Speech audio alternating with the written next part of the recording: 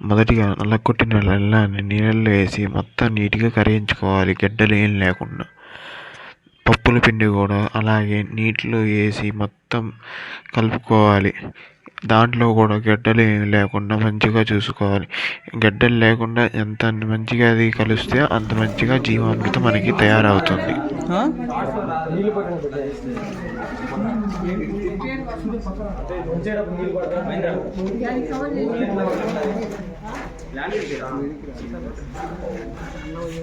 ఆ పలుకులు లేకుండా బాగా కలపాలి. భూమిలో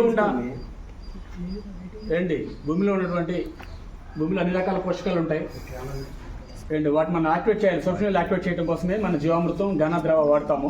దానిలో భాగంగానే ఈ ద్రవజీవామృతానికి కావాల్సిన వస్తువులు వస్తా చూస్తుందండి.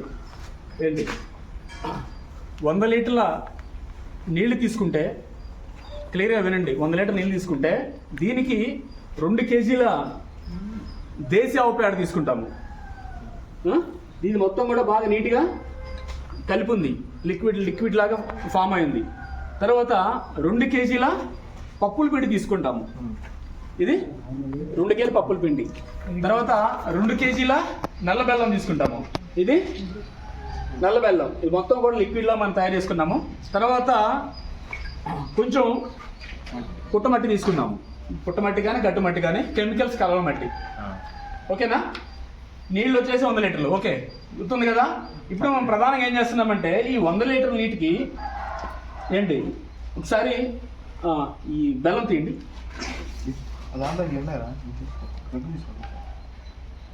బెల్లాన్ని కలుపుకుంటాము.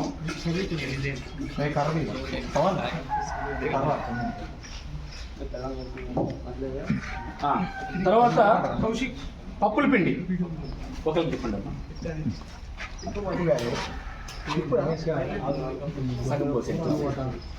అట్లా కాదు, కనిపించాలి.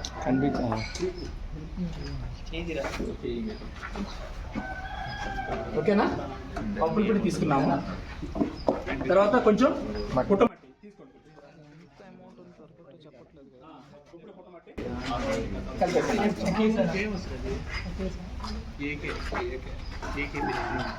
తర్వాత మనం ఆవు మూత్రం పేడ తీసుకోవాలి. ఆవు పేడ తీసుకోండి.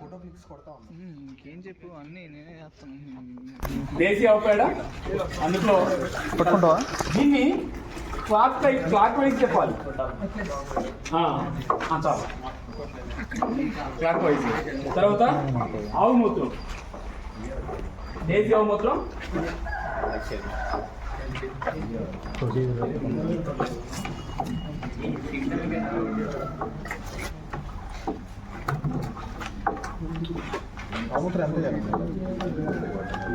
తగినంత 10 లీటర్ల ఆవు మూత్రం వేస్తాము.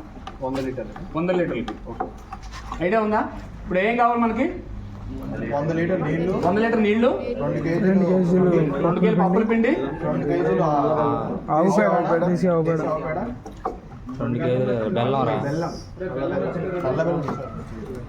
మళ్ళీ ఫస్ట్ ఏం చెప్పాలి? 100 లీటర్ నీళ్లు, 2 కేజీలు నల్ల బెల్లం, 2 కేజీలు పప్పుల పిండి, 2 కేజీలు ఆవు పేడ, 10 కేజీలు 10 కేజీలు ఆవు పేడ, 10 లీటర్లు గోమూత్రం, కొద్దిగా మట్టి, పుట్టమట్టి. ఓకే, సింపుల్ గుర్తుపెట్టుకోవాలంటే పేడ మూత్రం 10 కేజీలు, అంటే 100 లీటర్ నీళ్లు, పేడ మూత్రం 10 కేజీలు, బెల్లం శనగపిండి 2 కొంచెం పుట్టమట్టి. అర్థమైంది కదా? ఇవన్నీ కూడా కలుపుకుంటాం. కలుపుకున్న తర్వాత దీన్ని అంతా కూడా క్లాక్ వైజ్ తిప్పుకుంటాం. క్లాక్ వైజ్ తిప్పుకున్న తర్వాత ఎగ్జాక్ట్లీ ఇది 6 నుంచి 8 రోజుల్లో రెడీ అవుతుంది.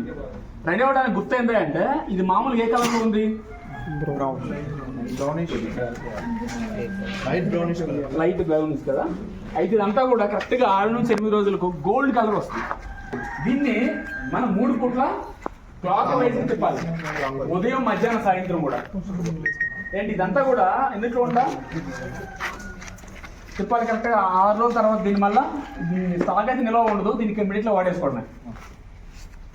నిల్వ ఉండదు, వాడేసుకోండి. దీన్ని ఏం చేయాలంతా కూడా ఏంటంటే ఇదంతా స్ప్రే చేసేటప్పుడు పైపైన స్ప్రే చేయకుండా మొక్క మీద స్ప్రే చేస్తే కిందకి కారాలి. మొక్క మీద స్ప్రే చేస్తే కింద కారాలి. జనరల్గా రైతులు అందరూ కూడా చేస్తారంటే 5 ట్యాంకులు 6 ట్యాంకులు ఎకరానికి స్ప్రే చేస్తారు. దీని 2 ట్యాంకులు అదనంగా స్ప్రే చేసినా కానీ ఏంటి భూమి మీద పడ్డా పర్వాలేదు, భూమిలో ఉన్న సూక్ష్మజీవులు యాక్టివేట్ అవుతాయి. దీనివల్ల ఏమవుతుందంటే మొక్కకి కావాల్సిన పోషకాలు వస్తాయి, తర్వాత మొక్కకి రెసిస్టెన్స్ పవర్ పెరుగుతుంది. ఇది రెగ్యులర్గా వాడుకుంటే ప్రతి 15 రోజులకు ఒకసారి తెగుళ్ళు పురుగులు రావు, పెస్ట్ డిసీజ్ అటాక్ తగ్గుతుంది బాగా.